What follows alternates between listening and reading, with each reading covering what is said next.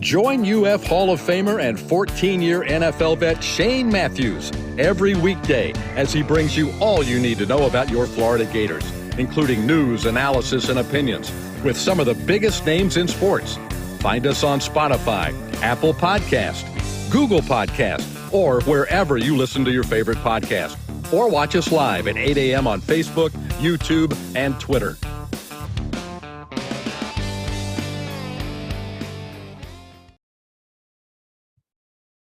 Good morning and welcome to a Thursday edition of Podup with Matthews in the Morning from the Crime Prevention Security System Studios. Large enough to serve you, small enough to care. It's Thursday. That means we have our college football analyst, Brent Beaird, and we're going to go straight to the Titan MR hotline, and we're joined by Brent. Good morning, Brent. How you doing, buddy?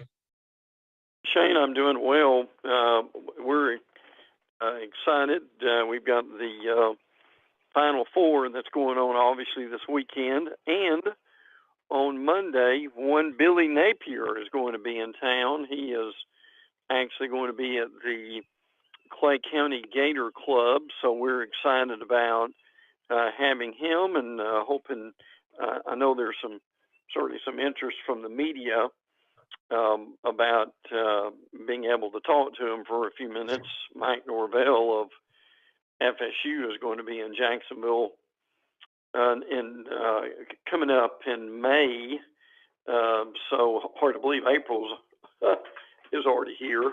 But as you know, this is the time of year when when all the coaches start making the spring tours, and Napier is no different. Yeah, and then also in Gator news, gymnastics regional, part of the regional tournament starts today. They are one of the teams that should make it to the finals. Also, University of Florida Hall of Fame was introduced yesterday, the inductees for this year. I don't have the whole list in front of me. I just remember Jabbar Gaffney from football and Kelsey Bruder, who was one of my favorite softball players when she was at UF, were both inducted. And the way they did it, it was pretty cool. I don't know if you saw it, Brent. It was all over Twitter. Coach Spurrier called Jabbar and surprised him and told him that he had been inducted. But the way Tim Walton and his entire staff did it with Kelsey Bruder was very cool. So if you haven't seen that, go to Gator Softball's Twitter page and just check out the interview that Tim Walton had. They did it via Zoom, and they surprised Kelsey Bruder. It was very, very cool. So congratulations to all the inductees, and it's welcome to the club. Brent, let's go around the SEC. Spring ball, some teams are finished, some are in the middle of it. What can you tell us? At this point, the only team that's finished is Missouri. Now, they had their spring game actually a couple of weeks ago. So they are done. We'll get in a little bit of them later on. The next two to go in their spring games are going to be Auburn and Vanderbilt. That's going to be on April the 8th. And both those are on the SEC Network Plus. I'm sure you noticed this, but the television situation for spring games, the only game that's on what you would say would be your regular cable is Georgia on Saturday the 15th, and the rest of the games are on SEC Network Plus. I don't mean SEC Network, I mean SEC Network Plus.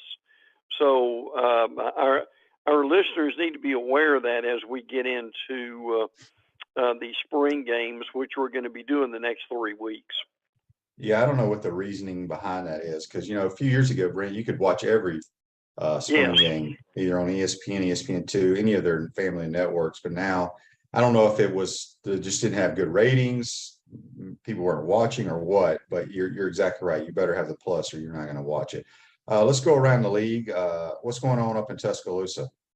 Yeah, some notes in Alabama with guys who are doing well. they've got a wide receiver named Malik Benson, who they really have been impressed with. He's a junior college transfer. This is probably going to be a better group of receivers than people may have realized to begin with. Isaiah Bond, Kendrick Law, and Kobe Prentice are all making improvements. Now, Aaron Anderson went to LSU, so he's a really good wide receiver. He won't be around. Amari Niblack is a tight end that they really like. Their big transfer is C.J. Dipra, the kid that comes in from Maryland. Quarterback situation is, again, Ty Simpson's making some progress. I actually got this from Tider Insider, and their comment was that he needs to get comfortable and not be pressing, which I'm sure is something that young quarterbacks go through. Eli Holstein and Dylan Longeman or a couple of young passers who are coming along. They're really stacked at running back. Jamarian Miller, whose name has been shortened to JAM, J-A-M, is really a load, and they really like what he's done. Justice Haynes also at running back too. We don't have time to go through all the positions, but spring so far I think is going well. Bama obviously has new coordinators that they're and new coaches that they're adjusting to also. So they started about a week late, but that's kind of what's new from Tuscaloosa. What's going on with the Hogs in Arkansas? The offensive line, I think, is what's gotten the most publicity as of late. They lost 3 guys on the offensive line: Ricky Stroman, Dalton Walkner, and Luke Jones. But they're shifting some guys around. Bo Limmer and Brady Latham have been working with the first team. Couple of interesting things here. They have a redshirt sophomore named Devin Manuel, who is 6'9", 310. How about that, Shane? They like what they see from him. And by the way, this may be a name that people have forgotten, but another guy that has had a pretty good spring is Joshua Braun, 6'6", 341, who is, the Florida transfer. Mm-hmm. So he's having a pretty good spring. Also, now KJ Jefferson's going to be the quarterback. Kate Fortin was the backup. He's going to be a senior this year. And they've got another guy, Jacoby Criswell, who is a redshirt junior, came over from North Carolina. So they may be set at quarterback for a while with Criswell. He'll get a little work this year as a reserve and then kind of see where he goes from there. Auburn, obviously we talked about it last week, quarterback situation. I've heard that, I think, well, just my personal opinion from what I've heard, that Holden Griner, I think that's, or Grenier, I can't pronounce his name. I bet he's going to end up being their quarterback. Well, it's funny you said that because Hugh Freeze is going out of his way to talk about him and praised him a good bit in recent practices, said that he played real well. Now, again, TJ Finley's involved with that. Robbie Ashford's involved with it. Now, Auburn beat writers will also tell you that they're going to be looking at the transfer portal when it opens on May 1, very possibly for the quarterback situation. And Shane, again, they're not the only team in the SEC, and we'll get into this in a minute. A lot of these schools, which is unusual, not only have a couple of quarterbacks going at it, but they've got like 3. So one of those guys probably with some of these schools, like an Ole Miss, that we'll get into in a few minutes, maybe looking to go elsewhere. So it may be an unusually busy quarterback situation after spring practice for a lot of these schools. Are you in the market to buy or sell your home? Doreen Weeby, a realtor with Caldwell Banker, M.M. Parrish, will provide you with fast, friendly, reliable service. Give her a call at 352-562-1411 to help your dreams come true. Speaking with Brent Beaird on the Titan More Hotline, we'll have Seth Harp in the second part of today's program. Okay, so we're getting ready to talk about the Gators. I pulled up the 8 honorees to go into the Hall of Fame. Kelsey Bruder, as I mentioned, softball. Omar Craddock, men's track and field. Lauren Embry, women's tennis. Jabbar Gaffney, football. Corey Hartung, gymnastics. Kelly Murphy, volleyball. Erica Timrak, soccer. And Mark Valdez, back when I was playing, for baseball. And an honorary letter winner, the old former swimming coach and worked for the UA for a long, long time, Skip Foster. So congratulations to all those folks. Well deserved, and it's very cool to go into the University of Florida Hall of Fame. I will tell you that. All right, Brent, Gators are in the midst of second part of spring ball. What can you tell us what's going on? Yeah, defensive back Josiah Davis has committed. He is from Nashville, Georgia, so I think they feel good about that. Help me on this pronunciation here. Mikhail Maskua. Yeah, I don't know either. Yeah, we'll learn by fall, right, Shane? But he is. There was some thought that he might be going somewhere else. He had tweeted that he was. Or he took down the tweet. Now he's got an undisclosed injury. Projected starter at right guard. So that he is still there. Now, other guys that Napier has praised on the line: Richard Leonard IV, Jake Slaughter, Christian Williams, Roderick Kearney, all guys that have gotten some praise from the coach. Keon Zipper is out for an extended amount of time. Curious what you've heard about that, Shane. Not sure when. Yeah, he's done. He's done for the year. I'm pretty sure. Yeah. I've kind of heard the same thing, but that's a shame because I know that they could have used him. So what happens in the meantime? Dante Zanders is a possibility. He used to be a defensive end. Too. There's also some younger guys: Arliss Boardingham, Hayden Hansen, Tony Livingston.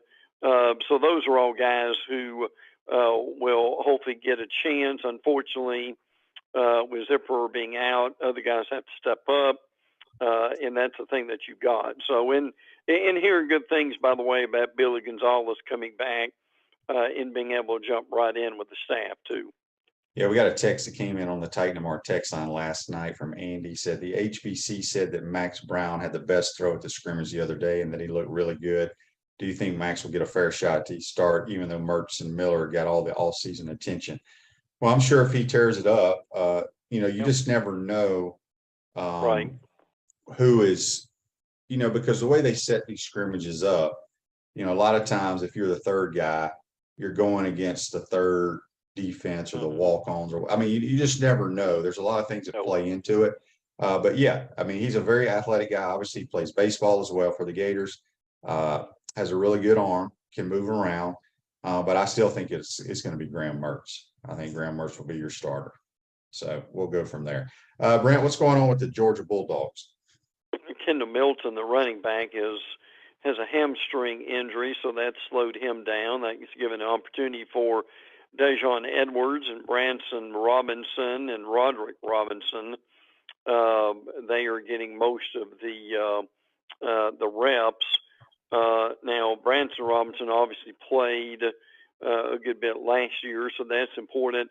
Still hearing really tremendous things on Dominic Lovett, the transfer from Missouri. Shane and I talked about him a lot last year. Tremendous wide receiver, frankly. Ra Thomas is another good one.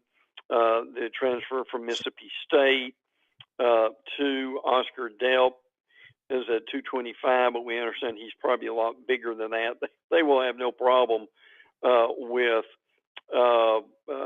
talent by any stretch of the imagination. So that's kind of what we've got from Georgia. we do believe that they are pretty well set at many positions, and they're thin at a few. But look, I talked to a Georgia beat writer the other day who said they will be favored in every game. A lot of that's because of their schedule, and there is no lacking of talent in Athens by any stretch of the imagination. Still think Carson Beck from Jacksonville will likely be the starting quarterback. That's not ruling out Brock Vandergriff and Gunnar Stockton.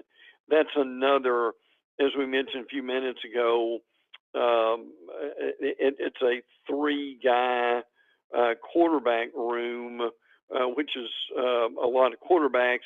So the question is, will one of those guys possibly be moving on at the end of spring?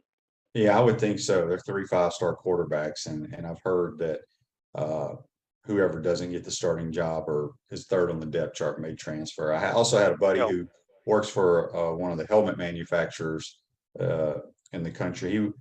He texts me. He was in one of Georgia's spring practice. He just texts me. He goes, "Wow, they ain't missing a beat." That's what his text said. So LSU, obviously, we talked about them last week. Got a lot of guys coming back. Win the West. May be the favorite to win the West. Anything new coming out of Baton Rouge? Yeah, their defensive line coach, Jamar Cain, is going to the NFL. So we've still got coaches. I know this doesn't surprise you, who are college coaches who are having an opportunity to still go to the NFL while that coaching situation is still settling down. So they've got to replace Jamar Cain. This is something that it just kind of I thought was interesting. The LSU spring game is Saturday, April 18th. They are not having the game in Baton Rouge, or having it at Southern University, which is I thought was interesting. The reason is that they're replacing the turf, and by doing so, they're having to go somewhere else.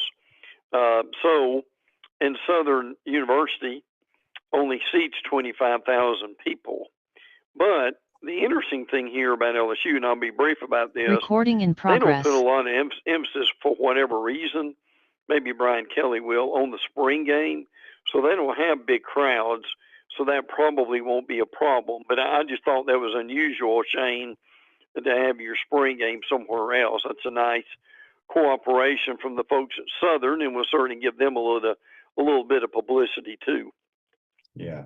Let's move down to the Ole Miss Rebels. I have another buddy who covers the Rebels that sent me a text, and the text, he just talking about their quarterbacks, because they have 3 guys that people are aware of. Spencer Sanders, who transferred from Oklahoma State, the kid that started last year, Jackson Dart, and then the transfer from LSU that Florida was in the mix for, Walker Howard. His text to me was, "Man, Walker Howard is a baller." That's all it said. So what are you hearing, Brent? I for some reason think somebody out of this group is going to transfer at the end of spring. I don't think it'll be Walker Howard. I still think Walker Howard's going to end up being their starter. Yeah, well, he could be.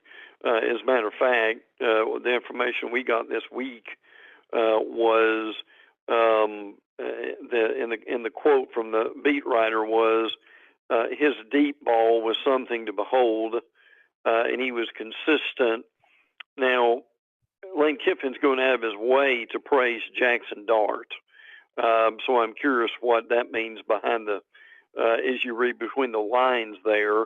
Obviously, he was starter last year, and they've got Spencer Sanders, who's got 42 career starts at Oklahoma State. Now, Spencer Sanders has had a shoulder injury that he's getting over with that. Now, Sanders only has 1 year of eligibility that is left. So, the beat writers, there is a thought. The conventional wisdom is that Howard, who has 4 years of eligibility, will be the quarterback of the future. Now, Shane knows as well as anybody how fluid that these situations can be. But again, Shane, I mean, logic kind of tells you, does it not, that and I'm sure the battle will go into the fall, as Kiffin will say. but one of these guys may be transferring, and whoever it is is going to have a lot of attention from several SEC schools. Yeah, and whoever transfers, it'll be their second transfer. Yeah. Because Yes. I don't. And again, I don't know all the rules. If a guy transfers after spring, is he eligible for the fall? I know if you're a graduate transfer, you would be. Correct. I thought they changed the rule there, but I'm not sure. So I don't think Walker Howard. Yeah, they did. Walker Howard ain't going anywhere. Right, I agree with that. Yeah, but now if you do transfer twice, you've got to have either some kind of a special waiver with that, because remember you're given the one free transfer, and then after that you've got to have another waiver, or you've got to be a graduate. So you're right with that. So that's going to be a situation to watch very closely. Yeah. All right, Brent, we're running out of time because things go way too fast when you're on the program. I want to touch on Tennessee and some nuggets before you get out of here. Any word about that $8 million quarterback? Has he done anything in spring ball? He's in the mix. Now I may be mispronouncing it, but it's like Lama-Leva. That's pretty well how it's spelled. I mean, Joe Milton is going to be, we think, the quarterback, but at the same time, when you're the quote-unquote $9 million guy, you're expected to step up. They're focusing also on their offensive line. They think that's going to be pretty good. Cooper Mays is their center. He's been their center for several years now, So that's going to make a difference. Working hard on the defensive side of the ball, too. And I got this note from Texas A&M. I thought this was interesting. Bobby Petrino is doing a pretty good job, we understand, for spring practice. Petrino brought in as the new offense coordinator. What's unusual is Jimbo Fisher is usually pretty loud in practice, but he has, as some of the beat writers have said, has almost been detached and let Petrino do his job. So we'll see how long that goes, but and we'll get into more detail about this team. That this team's got maybe the best group of wide receivers in the SEC. Evan Stewart and Anaya Smith example. And a lot of these guys look very good. They've lost some weight. They've trimmed up, so they'll be faster this year. Absolutely, Tennessee and A&M, a couple of teams we're looking at very closely. No doubt about it. Brent, great stuff as always. Enjoy the Final Four this weekend, and we will talk to you next week, my man. Good. Can't wait, bud. Take care. That's Brent Beaird, our college football analyst. Join us on the Titan MRI Celebration Points, where the Gators go to celebrate with premium brands like Nike International Diamond Center, Dave & Buster's, Palmetto Moon, Escape Apology, Visors, and the HBC's restaurant, Spurrier's Gridiron Grill. We'll see you at Celebration Point, where the Gators go to celebrate. Going to take a timeout, come back. Seth Harp takes over. You're watching and listening to Podup with Matthews in the morning from the Crime Prevention Security System Studios. Be right back. We want to take this moment to thank our sponsors who keep the show going and pay the bills. Our premium sponsors are Crime Prevention Security Systems, large enough to serve you, small enough to care. Morning. Titan MRI, Gainesville's only locally owned and operated MRI facility. Meldon Law, the only official injury and accident law attorneys of the Florida Gators. Peaceland Dental, Gator Nation's first choice for dentistry in Port Charlotte. Comfort Temp, comfort is our business, peace of mind is our promise. Campus USA Credit Union. QC Kinetics, live pain-free with QC Kinetics. Dave & Buster's, eat, drink, play, and watch. Our gridiron sponsors are Auto ER, UF Bookstores, Celebration Point Town Center, Chris Doring Mortgage, Silverback Concrete Co., Ruse Ogre State Farm Insurance, Doreen Wibby, Realtor Caldwell Banker, MM Parish. Our touchdown sponsors are Adams Ribs, Gator Dominoes, Celebrate Primary Care, Gator Bait Media, Okido America, Style Cuts, Ironwood Golf Course, Big Mills Cheesesteak, McDonald's of Gainesville, When I was a kid, the Colts weren't 84 Lumber, Tropical Smoothie Cafe, Aver and Smith, And Dowling the Chiefs were Signs, always the Baker 4 p.m. Sporting game Goods, on, and, Silver when Q the Colts did Billiards, move to and town, Sports my old Bar. man hated If you're what they interested did in to Colts promoting your sports so business much, on the but I love show, them call no matter Freddie at what. Our family was a 352 Colts fan. He grew up a Lions fan. 284-3733. All my buddies were If you Bears like what we're fans. doing here, make The sure to Chiefs were always follow the us and 4 p.m. support the game. businesses that support us. Pro football legend Emmitt We want to Smith take this moment to thank Seth our Harp, sponsors. Sponsors. Your Harp on joint pain. Sports. It does Here not surprise on me this that there are a Thursday. ton of people out there.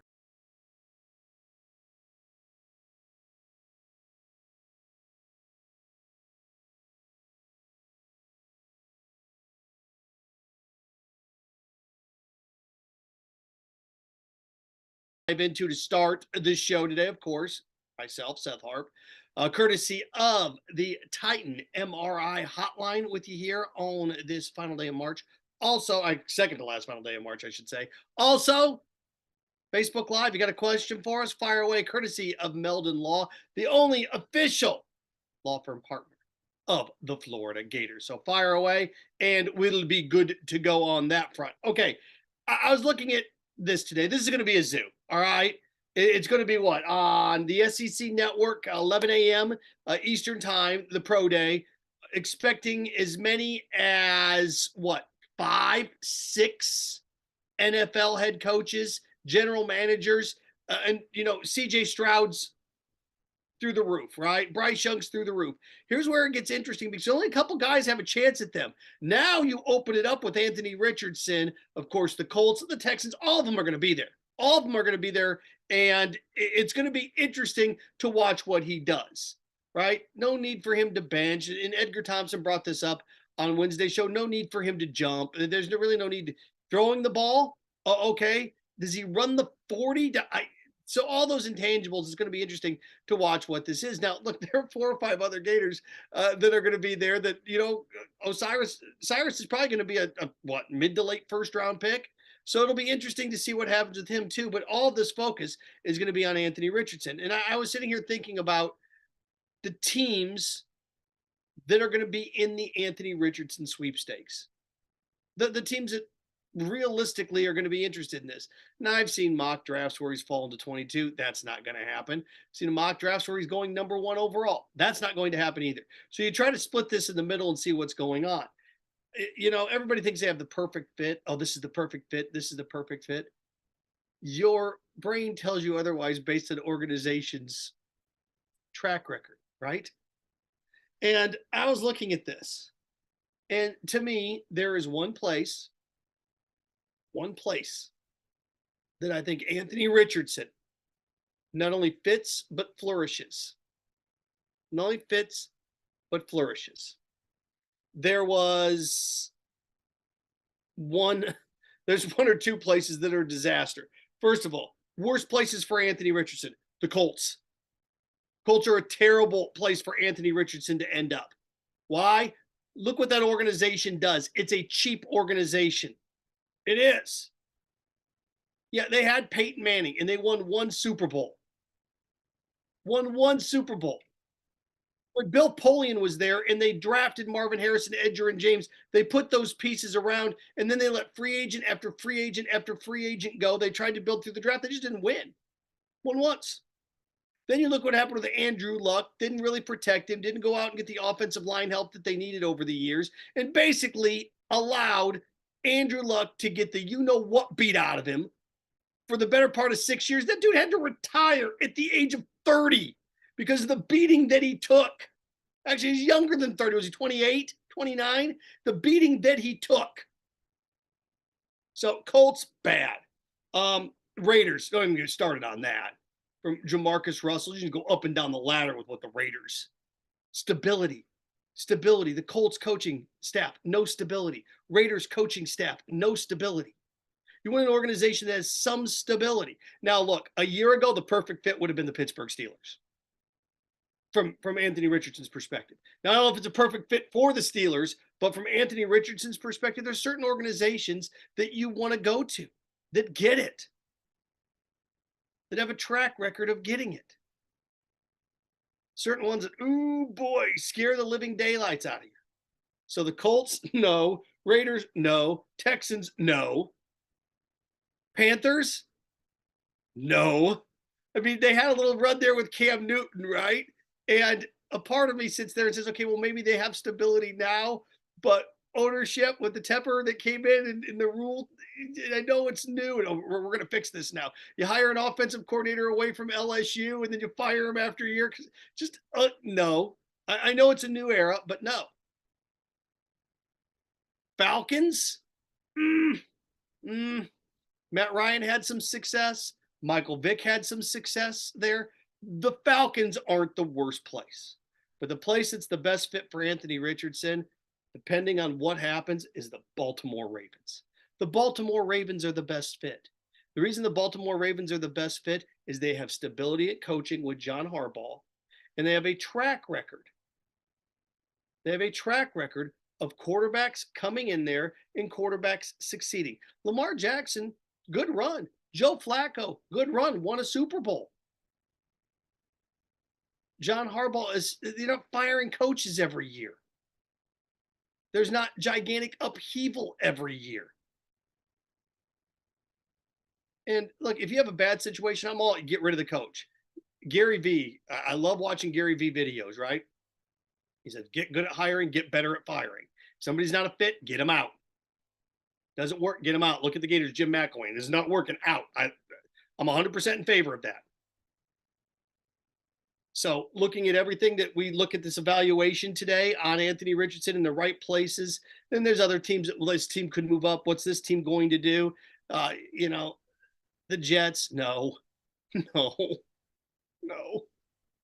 Not that they're going to get in these sweepstakes. If the Aaron Rodgers thing does fall apart, could the Jets dive into this? I don't know. But Anthony Richardson at the next level, almost every single box that's checked, the Baltimore Ravens. Baltimore Ravens. Even if Lamar Jackson's still on the team, if I'm Baltimore, I seriously consider it. I do. I seriously consider it. Because I can park him. If Lamar doesn't want to show up, okay. And I've got a good, strong defense, a good, strong organization, and I'll be fine. And there's other places, too, that, over the years that, I don't know about the Vikings, but they've got 50, 60, $70 million invested in Kirk Cousins. So, no, the best fit, you're a big Anthony Richardson fan, and you want to see him succeed at the next level. That's it. That's the next fit. It's the Ravens. I look at the Ravens as a hamburger. Okay, when you go out to eat, you're like, I don't know, oh, geez, what's going on? You never can fail with the burger. You really can't. It's the safe option. When I'm not sure what I want to eat, never fail with the burger. Seafood could be undercooked. You get food poisoning, correct? Chicken, salmonella. You can never fail with the burger. You can't. And the Ravens, of the teams that are in the quarterback hunt, the teams that are legitimately in a quarterback search, there's other places like Seattle. Gino, I don't know what their plans are and what that looks like, but of the teams that could be interested in a quarterback, the Ravens are the best fit. All right, so there's that on the Anthony Richardson front. By the way, Steve Russell, Sports Scene, ESPN 98.1 FM, 850 AM, WRUF. Steve's going to do his show live from Pro Day today from 11 to 1. So Steve's going to be out there from 11 to 1 talking to all the Gators after they finish their workouts. So it's going to be pretty cool stuff. See what the different coaches do, what the analysis, what people have told him. It's going to be fun. So Steve Russell, we're going to be live. ESPN Games are going to be live at Pro Day from 11 to 1 for those of you that want to hear from the players. So there you go. All right, there's Anthony Richardson thing. Something else that grabbed my attention. And it's one of these things, of all the topics that have dominated the landscape of discussion for the better part of the last 12 to 15 months. The NIL has been near or at the top. And Congress is holding hearings on this. And I'm shocked that this is not at least gaining any more traction. So I'm going to go over some of the things that they were discussing and why, if you want a solution for the NIL, you're going to be waiting for a long while. Podup with Matthews in the morning is a service of QC Kinetics. If you have joint pain in your knees, shoulders, hip, or back that won't go away, you need to check out QC Kinetics for long-lasting relief. Not surgery, drugs, or downtime. Schedule a free consultation at QC Kinetics with locations in Ocala, now open in Gainesville as well. 352-400-4550. That's 352-400-4550. Okay. There's bipartisan support on this, which is fascinating. Seldom do you see bipartisan support. But you know what the one thing that brings bipartisan support together? Sports. That's always interesting about congressional hearings. They're bipartisan support. Steroids in baseball, bipartisan support.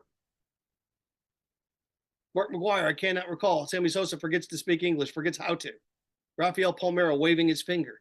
Then they drug the NFL in there for ignoring concussions and turning everybody's brain into SpaghettiOs for a decade and looking the other way. They drugged them there. And the one thing about it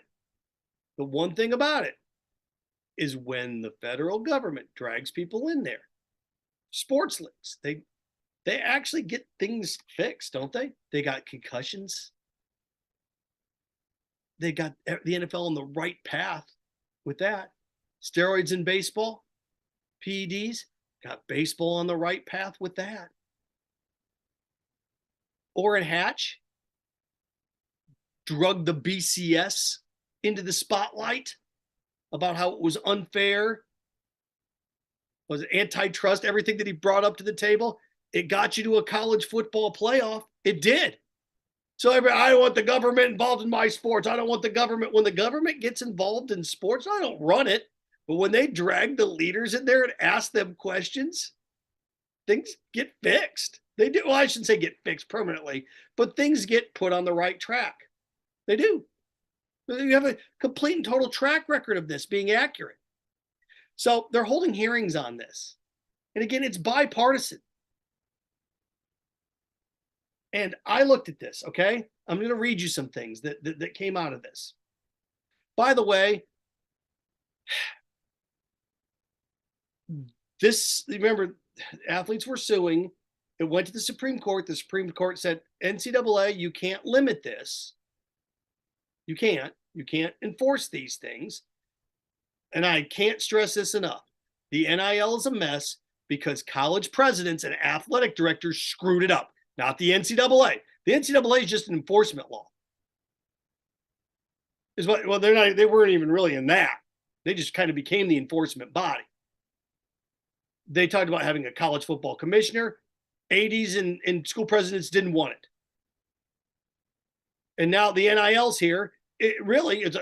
What happens now is presidents and ADs want the government to bail them out because they overvalued their value, their worth, each organization's worth, each school's worth. Every school, and I work at one, everybody lives in an echo chamber. Oh, we're just better than everybody else. We're special. We're unique. Everybody thinks that. Everybody thinks they're special and unique. Everybody thinks their traditions are the best. Everybody thinks that everybody wants them. Look, we're better than everyone else. And that's why you have this mess. So I have the mess. I told you there's an AD that talked about a college football commissioner and said, well, the commissioner may not have our best interest in mind. That's why you have this mess. So I looked at this, and here's where it's going to get even more complex. It's not just the NIL. College president, these are congressmen and congresswomen's words. Okay? Not only NIL, the health and safety of student athletes, the ability to organize, and gender equity.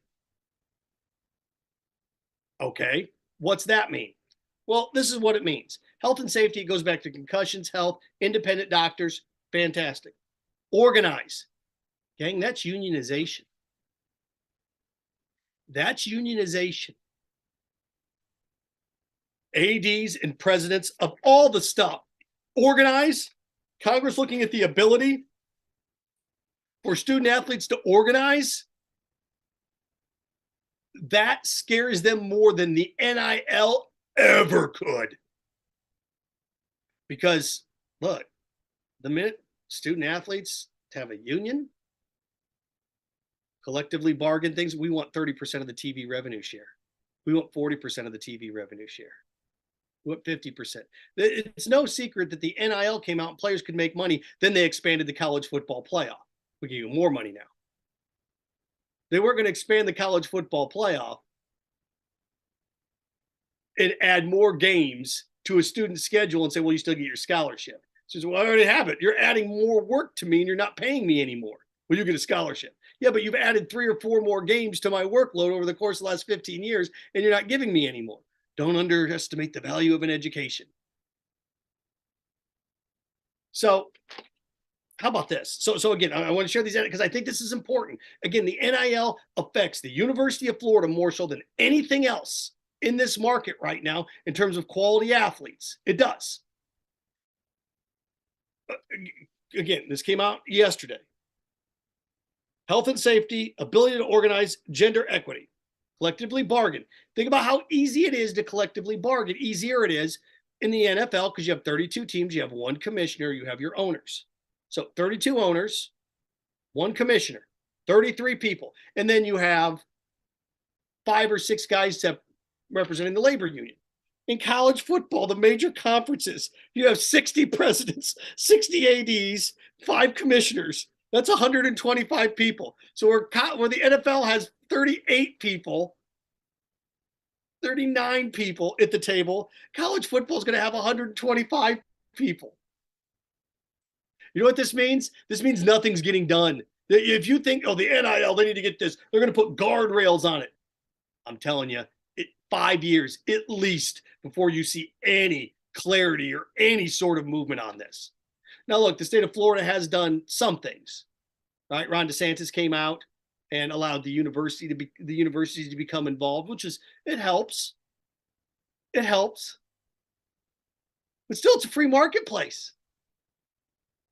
Isn't it funny when it was Florida and Florida State and Miami recruiting, and you could pump money into facilities, you could bring athletes in and go, look how nice our stuff is compared to UCF. Look how nice our stuff is compared to FAU. Look how nice our stuff is compared. Look at all that. But the minute the athletes hit a free marketplace, it's not fair. It's not fair. See, again, I went to a MAC school. So for years, my school, where I went to a school, Western Michigan, you're never going to compete with Big Ten schools. Just never going to. Never. And we couldn't.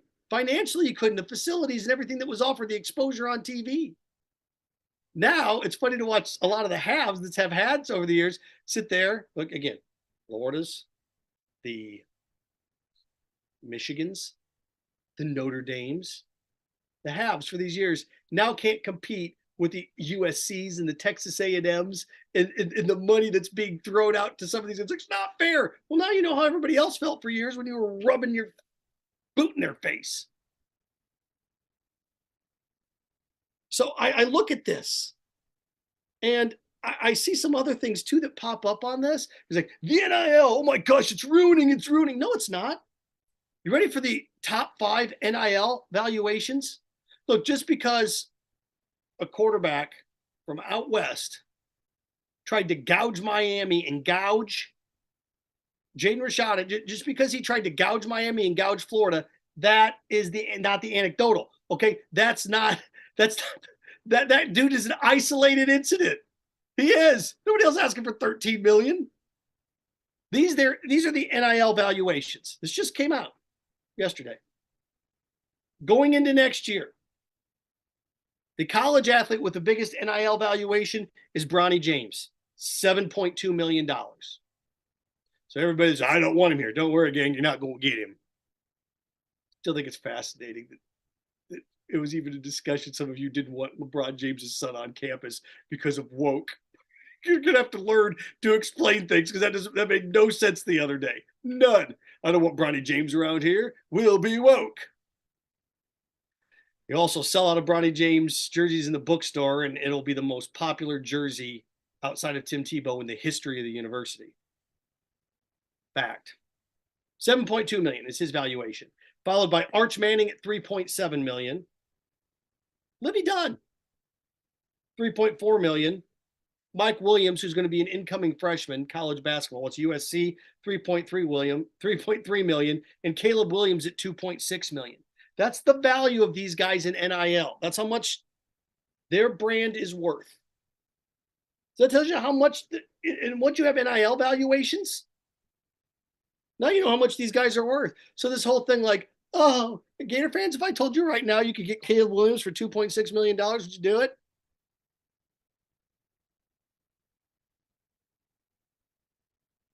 Don't fall for this NIL is ruining sports, because it's not. Don't fall for this. The NIL is ruining college football, because it's not. You know what the NIL is doing? Exposing cheap athletic directors.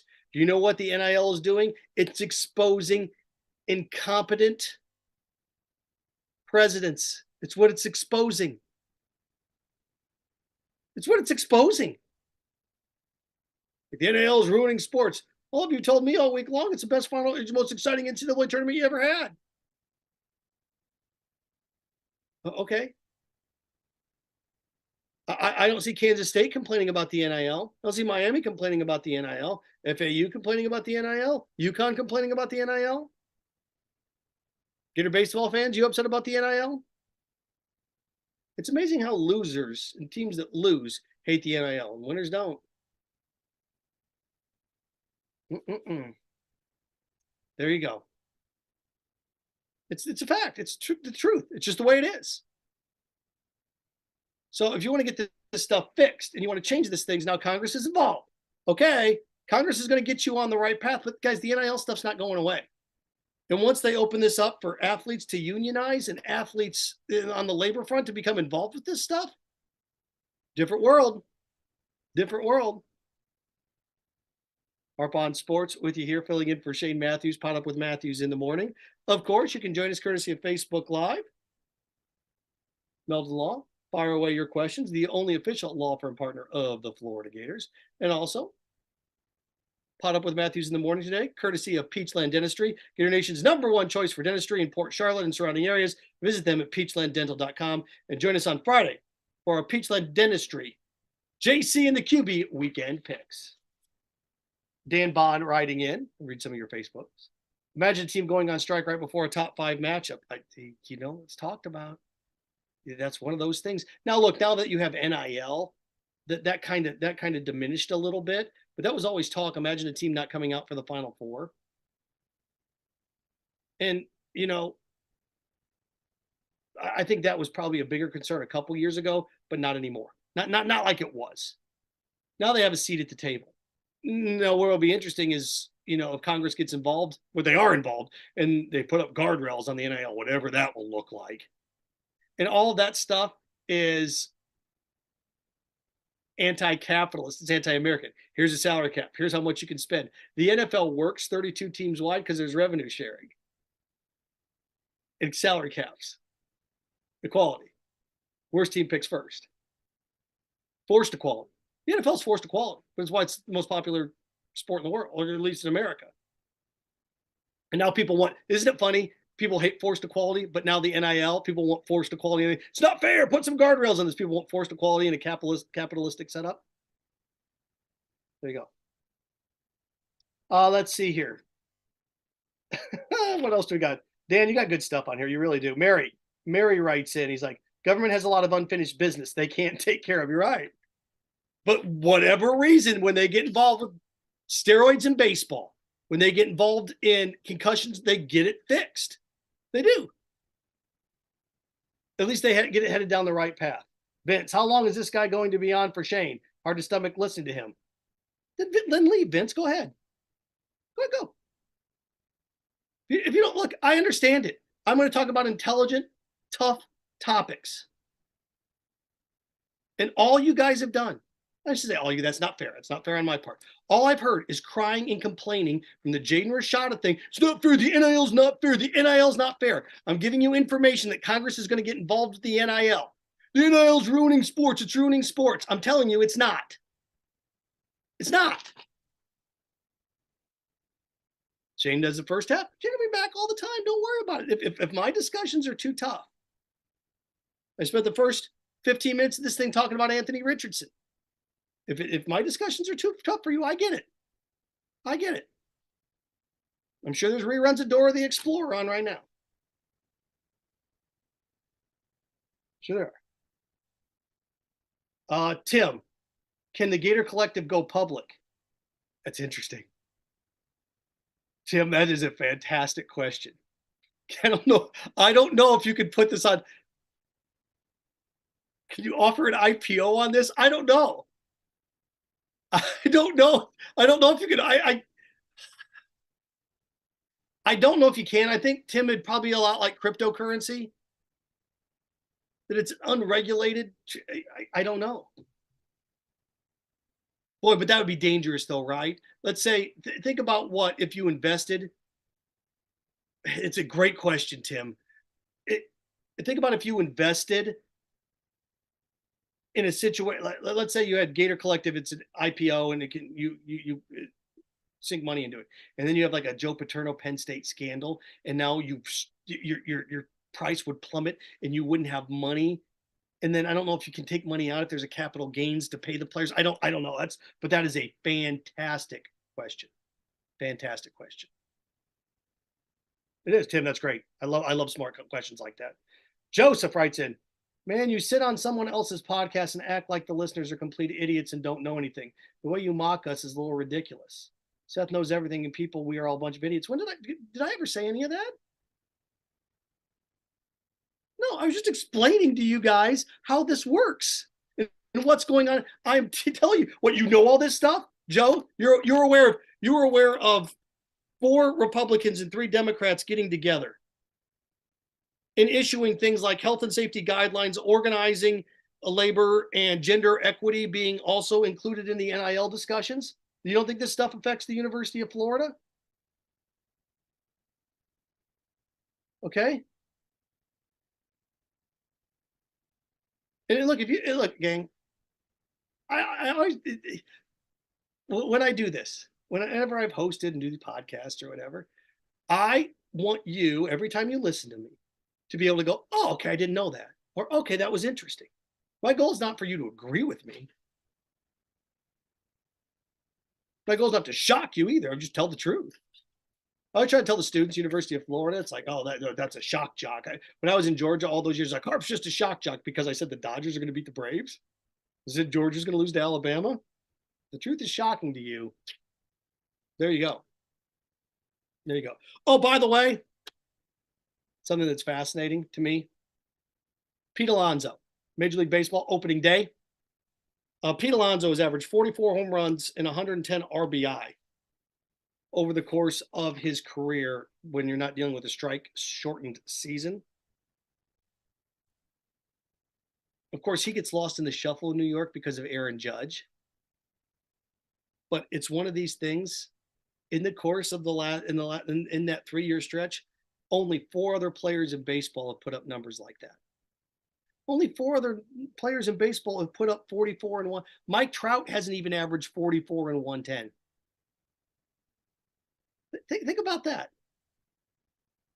Mike Trout hasn't averaged. Now, look, Mike Trout hits 40 points higher and steals more bases and things of that nature. Plays a better glove out in the outfield. But Pete Alonso, over the course of the last 4 years, as we had an opening day here, you remove the strike shortened season, and his numbers would have projected that he's averaged 44 and 110. Only 3 guys in baseball. He's 4th. So now all of a sudden you look at Pete Alonso. It'll be interesting to see what happens with Pete Alonso and the Mets coming up here over the course of the next 2 or 3 years in terms of a long-term deal. Because Pete's 28. Pete's 28. You know, after Pete played all his time in college here at Florida, and then he goes and works his way up through the minor leagues, and then he gets to the bigs, and for 4 straight years, Pete not really going to be a guy that they have to give a long-term deal to with arbitration and what they can do. They don't really have to pay him till he's 30. So Pete's one of those fascinating guys to me because I thought he'd be more, living in Gainesville, I thought he'd be more loved and revered than he is. I think people like him, but it's not like, oh my gosh. Pete Alonso, ready for me to blow your minds? Isn't Pete Alonso the most successful professional Gator in the last 10 years? Sports? Think about this. As we head into opening day today, isn't Pete Alonso the most accomplished? Now, look, he hasn't won World Series. He's only been in the league 4 years. But isn't Pete Alonso the best professional Gator in sports since Percy Harvin, isn't he? Something to think about. Wrapping things up today here, Podup with Matthews in the morning, courtesy of Ruzogra State Farm. Dedicated insurance professionals ready to help life go in the right direction with the right insurance options for you and your family. Visit ograinsurance.com. Give them a call today, 352-240-1779, 240-1779. Looking forward to seeing everybody out there. Pro Day, looking forward to it. And again, Steve Russell is going to be live 11 a.m. to 1 p.m. ESPN 98.1 FM, 80 AM WRUF. We moved Steve's show around so he could interview the players as they come off the field or come off the practice facility.